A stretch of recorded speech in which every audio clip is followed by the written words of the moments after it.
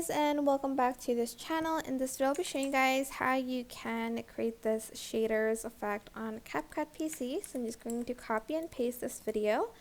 Then I'm going to go to effects and I'm going to go to comic and I'm going to add this black and white sketch.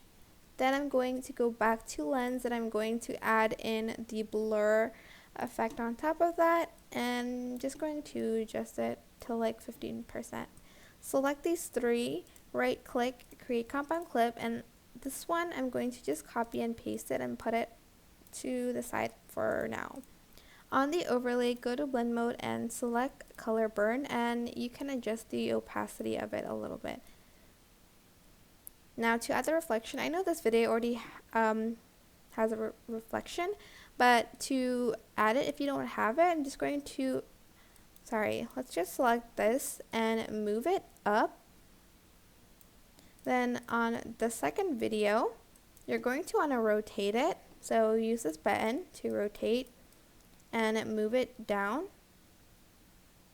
And I'm just going to crop this bit here. So crop the rest, press confirm, and just slide it up here, and don't forget to mirror it to really get that effect. Okay, maybe it's too much there, and you can also like adjust the opacity a little bit more. If you'd like to, you can actually just crop it out with a mask instead of a, just rotate it first. Instead of cropping it, I'm just going to select it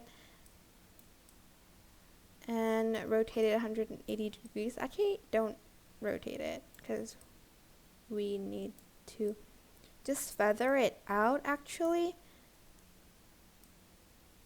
And then we can select the video and move it up to kind of adjust it with the video.